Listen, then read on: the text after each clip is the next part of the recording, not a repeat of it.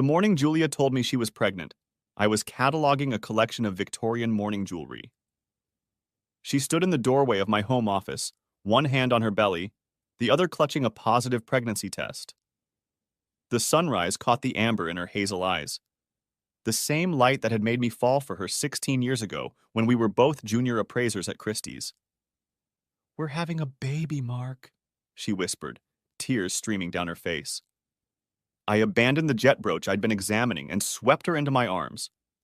After 3 years of trying, countless negative tests, and 2 devastating miscarriages, this felt like a miracle. I pressed my palm against her still flat stomach, imagining the life growing inside. "How far along?" I managed to ask, my voice thick with emotion. "About 6 weeks.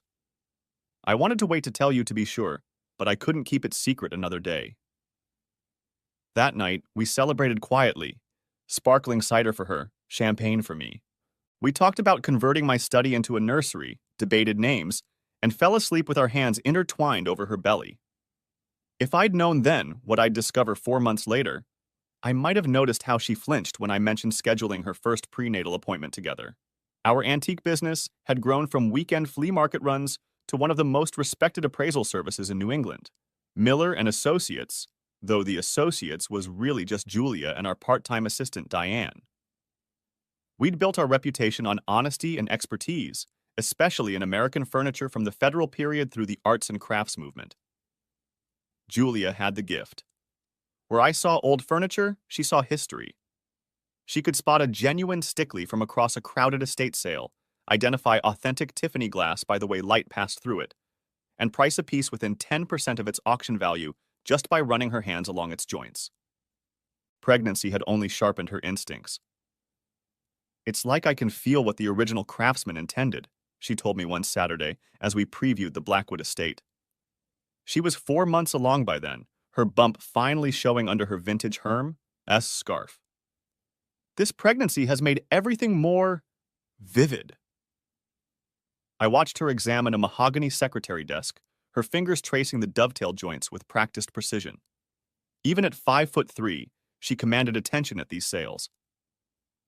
Other dealers would watch her movements, trying to discern which pieces had caught her interest.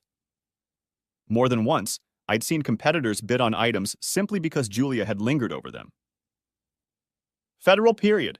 Probably Boston, circa 1810, she murmured, pulling out a drawer to examine the secondary wood.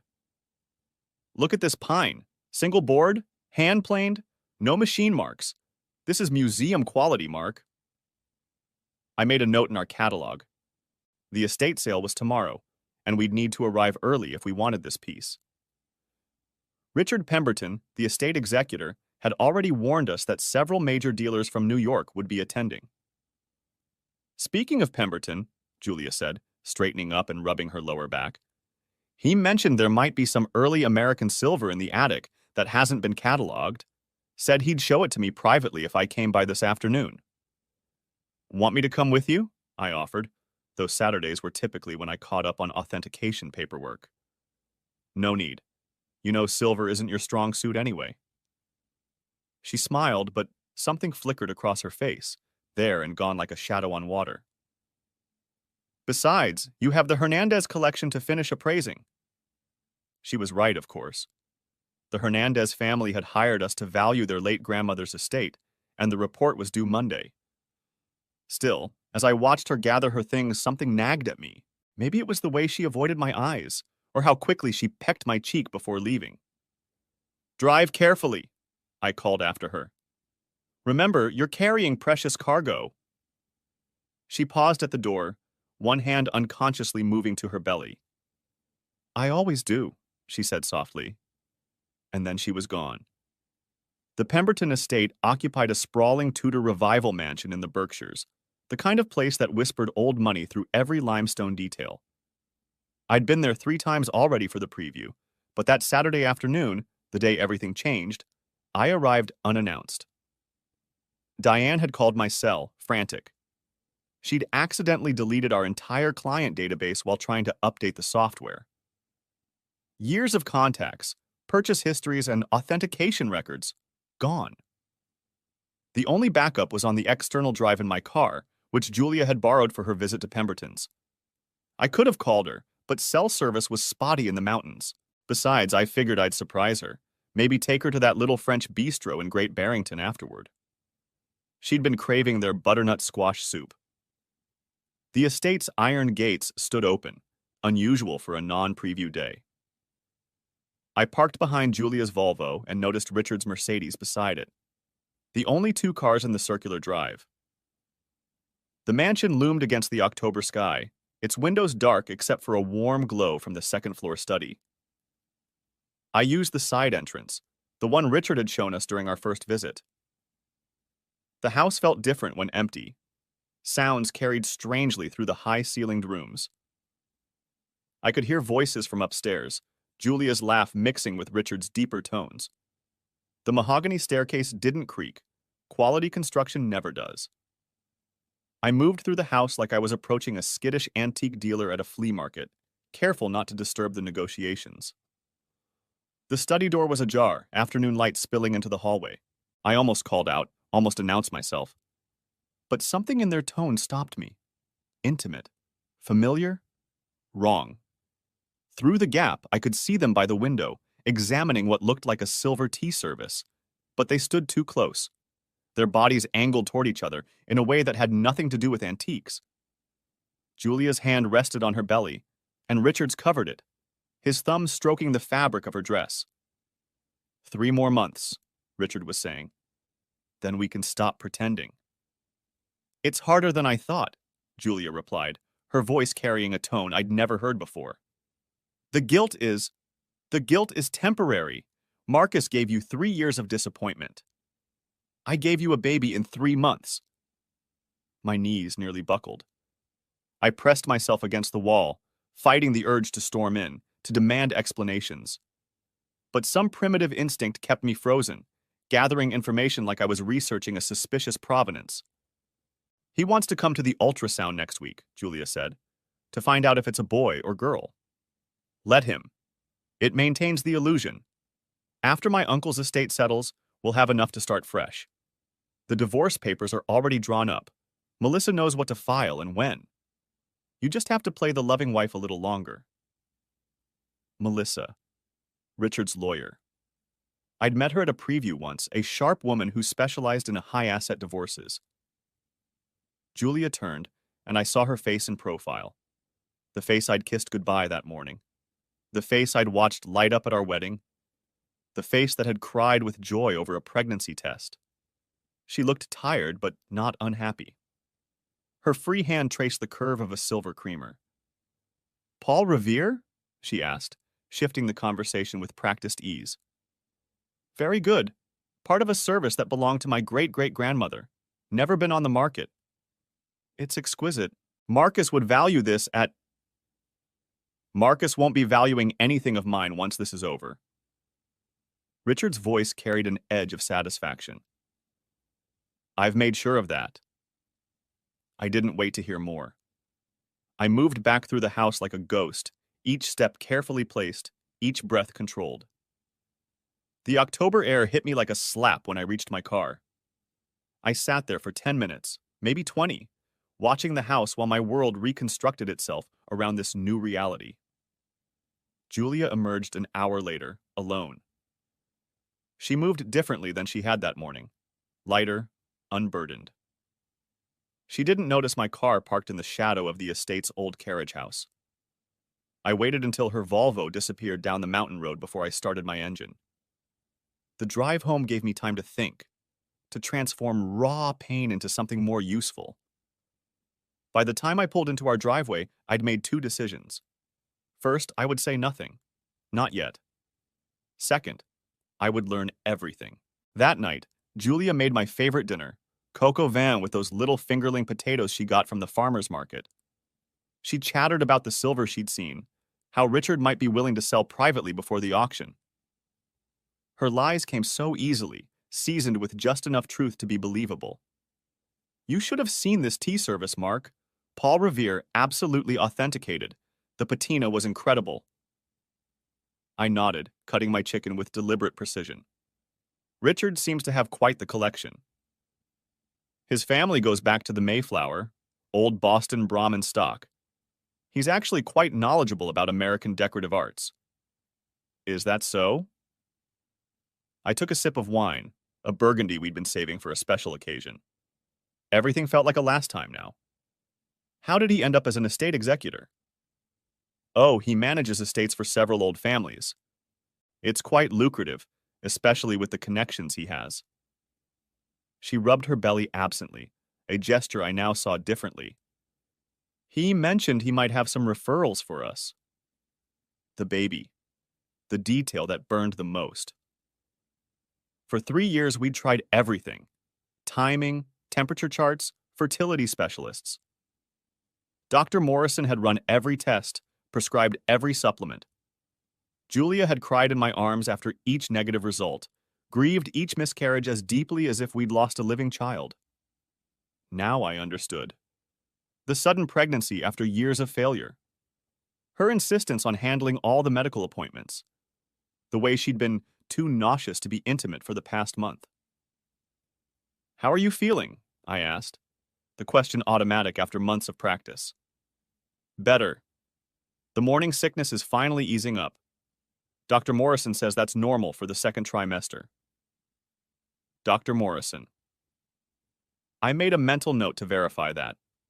Julia had always been protective of her medical privacy, insisting on attending appointments alone. I get nervous when you're there, she'd explained. It makes me feel like I'm failing a test. I'd respected that, fool that I was. After dinner, we settled into our usual routine. Julia curled up on the sofa with an auction catalog while I reviewed authentication documents. Normal, domestic, false. The Pemberton sale is next weekend, she mentioned casually. Richard thinks the secretary desk might go for $30,000. Seems high for this market. There's been increased interest in federal period pieces. That museum in Philadelphia is actively acquiring. I watched her over my reading glasses, this woman I'd loved for 16 years. She'd gained weight with the pregnancy, her face fuller, softer.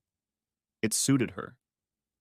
Everything about pregnancy seemed to suit her, as if her body had been waiting for this purpose.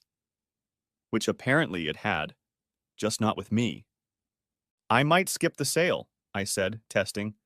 The Hernandez report is taking longer than expected. Something flickered in her eyes. Relief? Oh, well, I can handle it. Diane can help with the bidding. You sure? In your condition?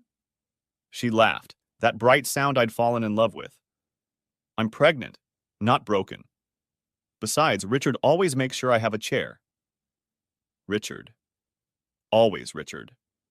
I wondered how many tells I'd missed, how many signs I'd explained away. The way she'd started dressing differently for estate previews. The new perfume she wore only on Saturdays. The sudden interest in estates Richard managed. That night, she fell asleep early, her hand protectively over her belly. I lay beside her, studying the ceiling, planning. In my business, authentication is everything. You check the wood, the joints, the wear patterns. You look for signs of age that can't be faked, repairs that reveal truth beneath varnish. I would authenticate my wife's betrayal with the same methodical care. The next morning was Sunday. Julia liked to sleep in, especially now with the pregnancy.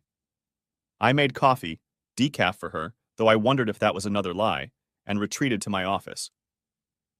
My laptop held 5 years of shared calendar entries.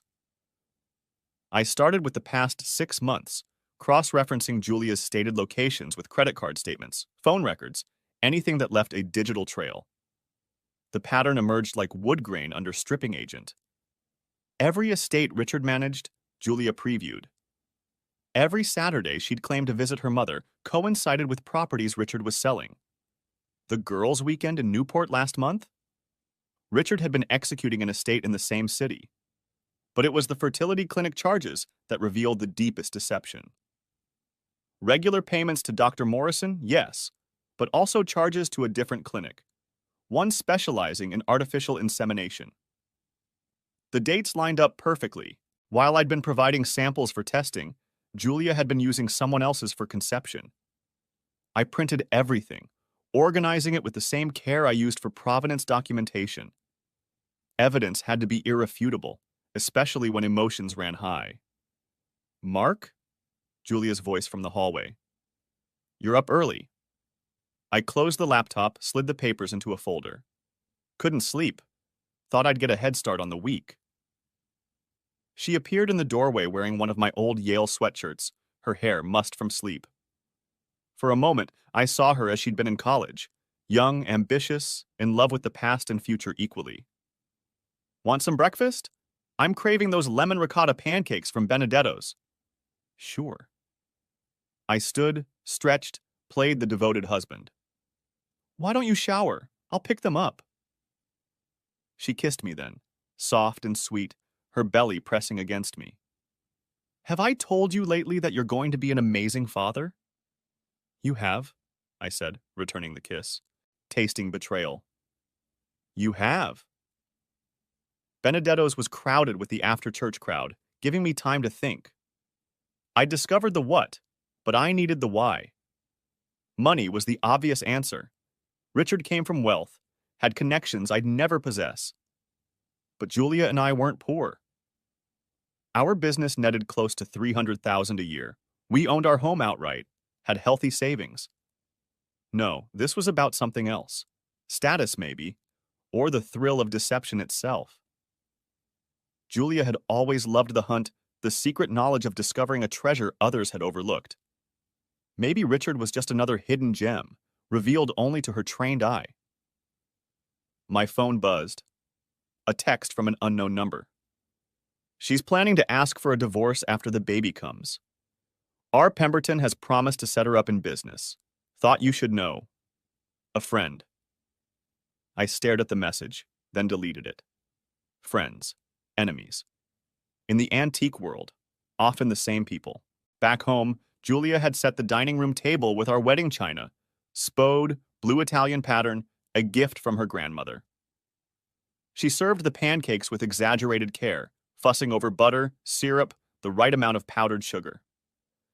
I've been thinking, she said, settling across from me. Maybe we should look for a bigger place. The baby will need room to grow and your office is getting cramped. Where did you have in mind? Oh, nowhere specific, but something with more land, maybe closer to the Berkshires. Better for business, being nearer to the estates? Nearer to Richard, she meant. I took a bite of pancake, letting the lemon tartness wake up my mouth. Let's see how the next few months go. Big changes all at once might be stressful. You're right. She smiled, rubbing her belly. I just want everything to be perfect for our little one. Our little one. The possessive pronoun stuck like a bone in my throat. The week passed in a careful dance of normalcy. I authenticated a set of shaker chairs. Julia cataloged a collection of mourning jewelry. We attended a preview together in Lenox. If she noticed my increased attention, my careful observation of her habits, she didn't mention it. Wednesday brought the ultrasound she'd mentioned to Richard. I insisted on attending, watching her squirm as she tried to find excuses. It's just routine, she protested. You'll be bored. I want to see our baby, I said firmly. Unless there's some reason you don't want me there? No, of course not. But her hand trembled as she entered the appointment into our shared calendar. Dr. Morrison's office was in a medical complex in Pittsfield, all soothing colors and nature photographs. Julia filled out forms while I observed the other couples in the waiting room, the genuinely expectant fathers, the mothers who didn't flinch at their partner's touch. Julia Miller? A nurse called. We followed her to an examination room. Julia changed into a gown while I studied the charts on the wall, the development stages of a fetus. Somewhere between week 12 and 16, where we supposedly were. Dr. Morrison entered, a woman in her 50s with kind eyes and silver hair. She greeted me warmly, no sign that she'd never seen me before. Either Julia had coached her, or medical privacy worked in the deceiver's favor. Let's see how this little one is doing, she said, preparing the ultrasound equipment.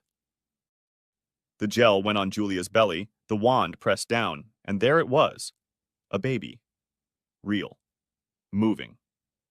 The heartbeat filled the room, rapid and strong. Beautiful, Dr. Morrison said. Right on track for 15 weeks. Would you like to know the gender? I looked at Julia. She was crying but not looking at the screen. Instead, she stared at me, something desperate in her expression. Yes, I said quietly. We'd like to know. Congratulations. You're having a boy. A son. Not mine, but a son nonetheless. I watched him move on the screen, this product of another man's contribution, my wife's deception, and felt nothing. The numbness was a mercy. Mark? Julia's voice uncertain. Are you okay? Perfect, I said, taking her hand. Playing the part. Everything's perfect. That evening, while Julia called her mother with the news, I made my own phone call. Thomas Brennan had been my roommate at Yale, then at Harvard Law before I'd abandoned law for the antique trade. Now he was a partner at Brennan, Ketchum and Associates, specializing in high-stakes divorces. Mark, he said warmly, been too long. How's the furniture business? Complicated. Tom, I need your help. Quietly. His tone shifted immediately. What's going on? I gave him the basics, the affair, the pregnancy, the deception. He listened without interrupting, lawyer trained to gather facts before responding.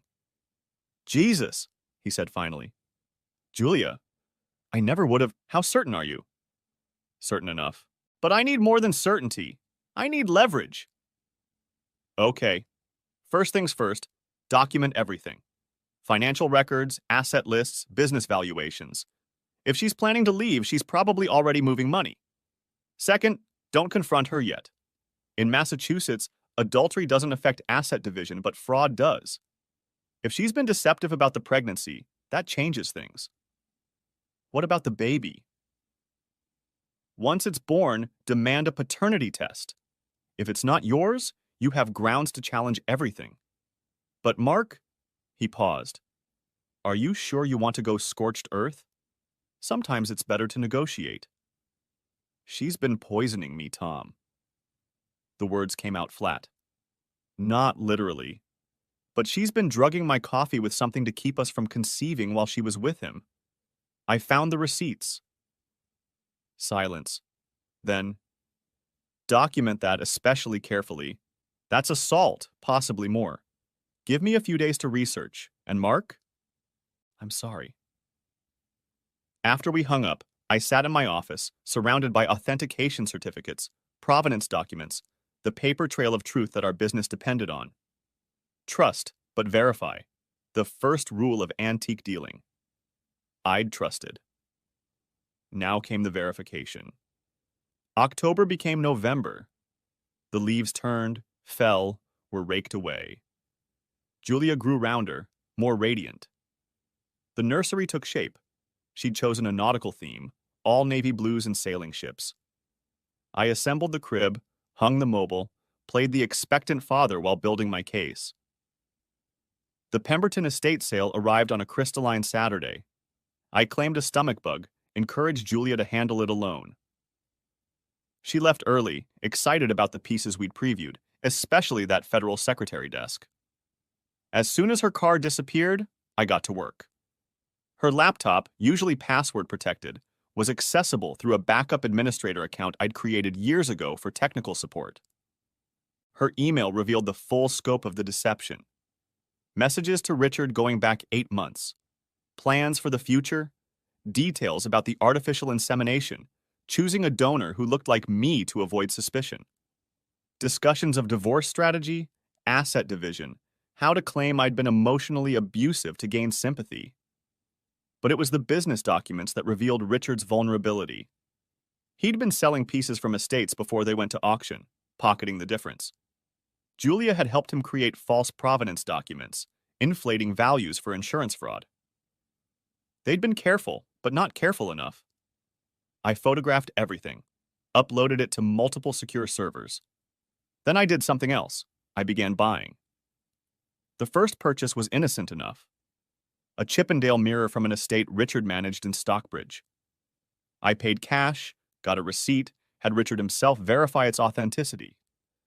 He was charming, professional, happy to sell to Julia's unsuspecting husband.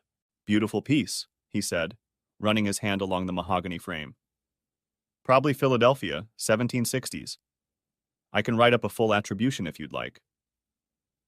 "That would be helpful," I agreed, "for insurance purposes." Over the next 3 months, I became Richard's best customer. Federal period tables, Queen Anne chairs, a magnificent tall case clock. Always cash, always with detailed documentation. Richard thought he was bleeding me dry before the divorce, converting my liquid assets into furniture Julia could claim. What he didn't realize was that every piece I bought had already been sold to other clients.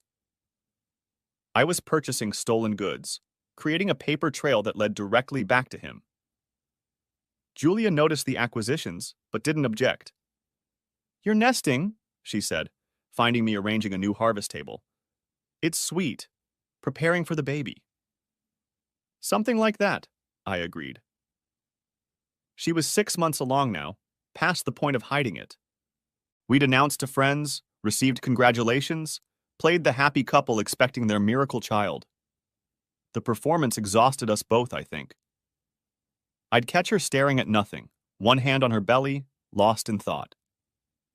Sometimes she'd start to speak, then stop, the words dying unformed. December brought snow and a meeting with Tom Brennan. We sat in his Boston office, city lights twinkling below, reviewing the evidence I'd compiled. "This is comprehensive," he said, flipping through printouts. "The fraud alone could put Pemberton away for years. But are you sure about the timing?" "After the baby's born," I confirmed. "I want the paternity test on record first." "And Julia?" I'd thought about this constantly. The woman I'd loved was gone, if she'd ever existed. What remained was a stranger wearing her face, carrying another man's child, planning my destruction while sleeping in my bed. "She gets nothing," I said. "The business, the house, the accounts, all mine. She can have Richard's baby and Richard's problems." Tom nodded slowly. "There's something else to consider. If Pemberton goes to federal prison, he won't be much support. Julia will be a single mother with no income, no assets. Is that what you want?" I thought of the nursery, the sailing ships on the walls, the crib I'd assembled with my own hands for another man's son. "Yes," I said. "That's what I want." Christmas came with all its false cheer. We hosted Julia's family, maintaining the charade. Her mother fussed over the pregnancy, her father clapped me on the back and called me Dad. I smiled, served drinks, carved the turkey like a man with no secrets. "Have you thought about names?" Julia's sister asked over dessert. Julia glanced at me. We'd discussed this, tentatively, dishonestly. "If it's a boy, maybe Thomas after Mark's friend." "Thomas is nice," I agreed, thinking of Tom Brennan preparing federal fraud charges. "Strong name." That night, after everyone left, Julia and I cleaned up in companionable silence.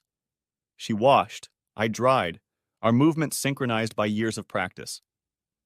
Outside, snow fell steadily, muffling the world. "Mark," she said suddenly, hands still in soapy water, "I need to tell you something." My heart hammered, but I kept drying the plate in my hands. "What's that?" She turned to face me, tears streaming. "I'm scared. About the baby, about being a mother, about everything changing. What if I'm not good enough? What if—" "Hey," I said, setting down the plate, taking her shoulders. Even now, even knowing everything, the instinct to comfort remained. "You'll be a wonderful mother." "How do you know?" "Because you've been planning this for months," I thought. "Because you chose your baby's father as carefully as you'd select a stickly settee. Because everything you do is calculated for maximum value." "I just know," I said instead. She collapsed against me, sobbing. I held her, smelling her shampoo, feeling the baby, Richard's baby, move between us. The moment stretched, brittle and false and somehow still tender. I love you, she whispered. I know, I said. Not returning it? Not anymore. January arrived bitter cold. Julia was 7 months along, moving carefully on icy sidewalks, beautiful in that way of late pregnancy. I'd made 3 more purchases from Richard, each more damning than the last. A federal period gaming table that belonged in a museum, because it had been promised to one. A set of export porcelain already sold to a collector in Hong Kong. A Salem secretary bookcase that was supposed to headline Christie's spring auction. Richard grew bolder with each transaction, convinced I was a fool with more money than sense. He'd even started offering pieces before estates were settled, while families still mourned their dead. Estate planning is about liquidity, he explained over coffee, Julia beside him at the cafe. We'd run into each other accidentally at an antique show in Brimfield. Families need cash for taxes, funeral expenses. I help them convert assets discreetly. That's very thoughtful, I said, watching Julia avoid my eyes. It's good business. Everyone benefits. He smiled, all shark teeth and old money confidence. In fact, I have something special coming up. A Queen Anne highboy, absolutely pristine, but I'd need cash up front to secure it. How much? 50,000. But Mark, for you, because you're Julia's husband, 40. Julia's hand tightened on her coffee cup. Did she suspect I knew? Or was she just nervous about the escalating fraud? Send me the details, I said. If the piece is as good as you say, I'm interested. That night, Julia was particularly attentive. She cooked my favorite meal, suggested we watch a movie together, curled against me on the couch like old times. The baby kicked constantly now, visible movements under her sweater. Another man's child, using my wife as a vessel while I provided the camouflage. 2 more months, she murmured during a commercial. Then everything changes. Yes, I agreed. Everything changes. The highboy was magnificent. Philadelphia, circa 1750, with shells carved so finely they seemed to breathe. It sat in Richard's private storage facility, a climate-controlled warehouse where he kept his most sensitive inventory. Incredible, I said, running my hands over the bonnet top. The proportions are perfect. It's the finest example I've seen outside a museum, Richard agreed.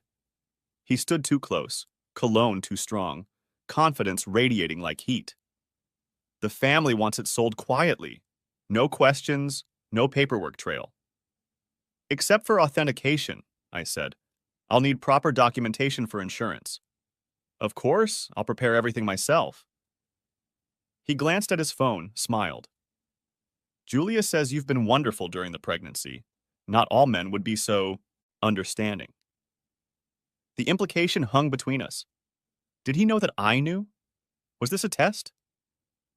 Julia's happiness is all that matters, I said evenly. Indeed. Happy wife, happy life. He clapped me on the shoulder, let his hand linger. The highboy is yours for 40,000 cash. I'll need it by Friday. I agreed.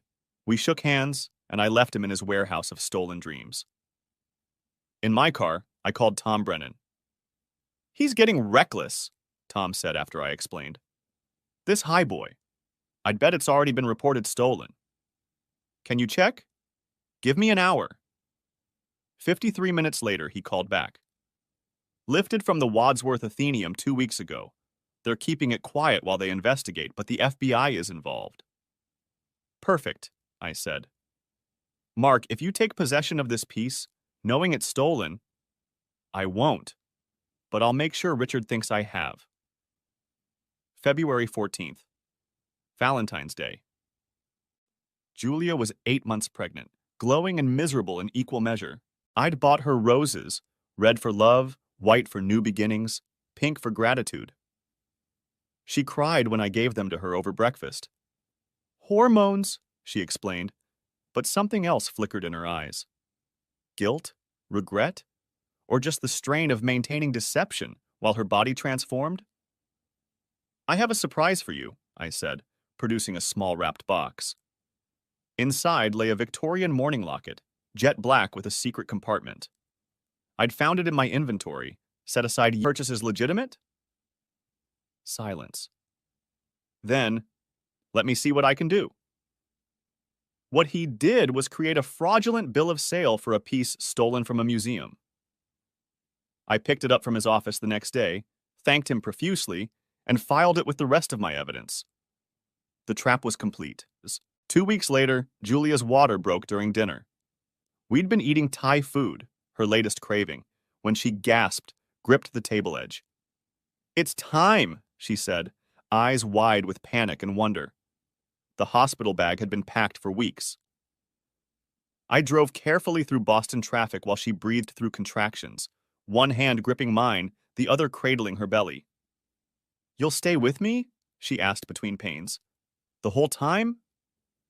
"Of course," I said, meaning it. Whatever else had passed between us, I wouldn't let her face this alone. Labor lasted 14 hours. I fed her ice chips, rubbed her back, held her hand while she cursed and cried and fought to bring Richard's child into the world. In those moments, the betrayal seemed distant, irrelevant. There was only pain and purpose and the ancient rhythm of birth. Thomas Richard entered the world at 6:42 a.m. on a Tuesday, screaming and perfect. 7 pounds, 3 ounces of another man's genetic material wrapped in my wife's exhausted triumph. "He's beautiful," I said, and meant it. The baby himself was innocent. Julia sobbed as they placed him on her chest, his dark hair still damp with birth. "Look what we made," she whispered. I said nothing, just stroked her hair while she nursed him for the first time. The resemblance to Richard was subtle but unmistakable. The nose, the chin, the long fingers that would someday grip a steering wheel or sign estate documents or forge provenance papers. "Do you want to hold him?" Julia asked, eyes bright with hope and hormones. I took the baby carefully, this small stranger who would never call me father. He weighed nothing, everything. His eyes opened briefly, that unfocused newborn gaze, and I felt something crack inside my chest. Not love exactly, but a kind of grief for what might have been. "Hello, Thomas," I said quietly. "Welcome to the world." We brought him home 3 days later to the nursery I'd prepared, the sailing ships watching over his crib. Julia moved carefully, still healing, while I handled the practical matters, insurance forms, birth certificates,